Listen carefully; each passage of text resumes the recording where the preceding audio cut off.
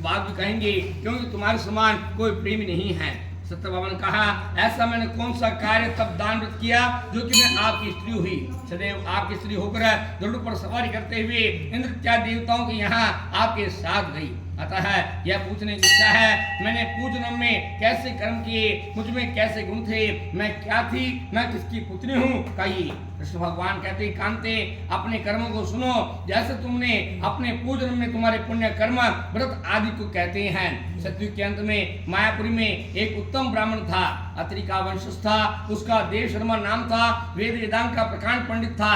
प्रतिदिन सूर्य को पूछता जैसे कोई दूसरा साक्षात सूर्य आ गया हो। अतिथि सत्कार, अग्नि की सेवा करता, सूर्य व्रत में लगा रहता। लंबी आयु व्रत को होने पर गुणवती नाम की कन्या को उसने जन्म दिया। पुत्रहीन श्री शर्मा ने अपने चंद्र नामक शिष्य के साथ उसका पानी ग्रहण संस्कार कर दिया। चंद्र को ही वह अपना पुत्र जानता।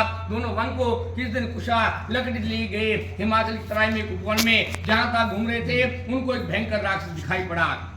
देखते ही दोनों ससुर दामाद सुन पड़ गए। इस प्रकार से वह दोनों भागने के अयोग्य उस भयंकर राक्षस से वही समाप्त कर दी गए। उन दोनों का धर्म परायणता से, क्षेत्र के प्रभाव से हमारे पास रहने वाले दूतों के द्वारा वह दोनों स्वर्ग को प्राप्त हो गए। उन्होंने अपने सारे जीवन में सूर्य उपासना की थी, जिससे हम बड़े प्रसन्न हुए। शिव, सौर, गणेश, शक्ति, विष्णु आदि के पूजक हमारे पास आ जाते हैं, जैसे कि बरसात का सारा पानी सागर में चला जाता है। हम पांचों एक हैं, केवल क्रीड़ा हेतु 5 प्रकार के हुए हैं, जैसे किसी का नाम देवक, नाती अथवा पुत्री आदि हो। तत्पश्चात चंद्र और देव शर्मा विमान पर चढ़कर सूर्य के समान तेजवान हमारे जैसे रूप को धारण किए हुए दिव्यांगनाओं का भोग करते हुए हमारे लोक में आ गए। वहां पर उसके पीछे अपने पिता और पति के स्वर्गवास सूचना पाकर गुणवती को बड़ा दुख हुआ। गुणवती रो रो कर कहने लगी, हे पिताजी, हे प्राणनाथ, अब मुझे छोड़कर कहाँ चले गए? भला मैं आपके बिना कैसे करूंगी? आप मुझ बिचारी मलिन घर में पड़ी पड़ी को भोजन कपड़े कौन पालन पोषण करेगा? भाग्यहीन, आशा और सुख से शून्य हूँ, जिसका जीवन है ऐसा। अब मैं किसकी शरण में जाऊं तो मेरा दुख हरण करें? कहाँ बैठूं, कहाँ जाऊं, क्या करूं? आप सुखी किस प्रकार होंगी? हे विधाता, इस समय मैं मर रही हूं, मैं ज्ञानी कैसे रहूंगी? कुरुरी के पक्षी के समान रुद्र मचाते हुए वह भूमि पर जा पड़ी, जैसे तेज वायु में केला गिरता है। अब जब बहुत समय के बाद चेतना हुई तो विलाप करते हुई दुख के सागर में डूब गई। उस शुभकर्मा ने घर की प्रत्येक वस्तु को देकर सामर्थ्य अनुसार अपने पति और पिता की अंत्येष्टि क्रिया को पूर्ण किया।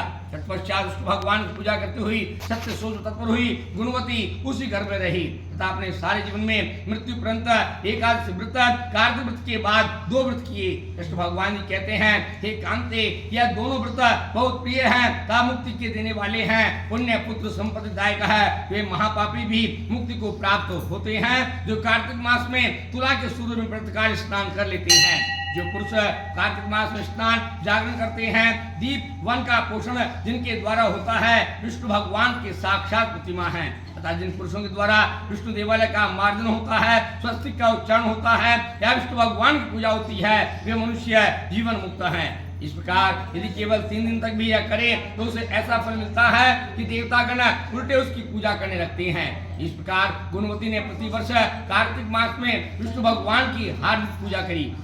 हे कांते, कभी कभी बहुत कमजोर होती थी, ज्वर से संतप्त रहती थी। ऐसी अवस्था में भी धीमे धीमे गंगा जी पर स्नानार्थ जाती या ठंडे पानी में घुसी और शीतल जल का अपना आरंभ किया अथवा शीतल हुई, तब आसमान विमान आता हुआ दिखाई दिया। पीछे पीछे विष्णु के दूतों के द्वारा, जो कि शंख, गदा और शारंग धनुष धारण किए हुए थे, अप्सराओं से सुसज्जित विमान में चढ़ाई गई। हमारे दूत उस गुणवती को, जिसके विमान में विराजने से अग्नि जैसी तेजवती हो रही थी, स्वर्ग को ले गई। हे प्रिय, उस पर चमड़ ढुल रही थी, सो वह कार्तिक के व्रत के पुण्य प्रताप से हमारे पास गई। और हे प्रिय, तत्पश्चात ब्रह्मादि देवताओं की प्रार्थना करने पर हम देवताओं को लेकर पृथ्वी का भार हरने के लिए इस श्लोक में उतरे। और हे भामिनी, यह हम सब यदुवंश मेरे ही गण हैं। देव शर्मा ही तुम्हारा पिता सत्रजीत हुआ, चंद्र शर्मा तुम्हारा पति अक्रूर हुआ, और वही गुणवती तुम सत्यभामा हो। कार्तिक के व्रत के पुण्य प्रताप से हमारी प्रिय हो। तुम पहले जन्म में तुमने हमारे घर के द्वार पर तुलसी का पेड़ लगाया था, इस कारण तुम्हारे घर में कल्पतरु खड़ा हुआ है। तब तुमने कार्तिक मास में दीपदान किया, इसलिए लक्ष्मी का वास तुम्हारे घर में है। और जो व्रतादि आपने अपने सब विष्णु भगवान के निमित्त किए, जो प्रिय, इस कारण से तुम हमारी अर्धांगिनी बने तथा आजीवन मृत्यु पर्यंत जो तुमने कार्तिक व्रत का पालन किया, उसके प्रयास से आजीवन हमारा तुम्हारा वियोग नहीं होगा। और इस प्रकार जो कार्य का पालन करते हैं उनको हम प्राप्त हो जाते हैं और तुम्हारे समान प्रिय होते हैं, अर्थात उन्हें भी हम प्रीति देते हैं। तथा जो भूमि पर पुरुष यज्ञ करते हैं, दान करते हैं, तप और व्रत करते हैं, वे तो कार्तिक मास के व्रत से प्राय पुण्य 16 कलाओं में एक को भी प्राप्त नहीं होती हैं। बोलिए श्री विष्णु भगवान की जय। श्रीमन नारायण नारायण नारायण श्रीमन नारायण नारायण नारायण श्रीमन्नारायण नारायण नारायण श्रीमन्नारायण नारायण नारायण लक्ष्मी नारायण नारायण नारायण श्री नारायण नारायण नारायण नारायण नारायण नारायण श्री नारायण नारायण गोविंद नारायण नारायण नारायण गोविंद नारायण नारायण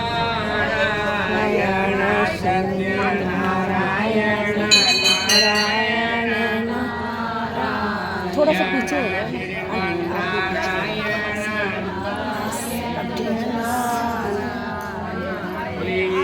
भगवान की जय।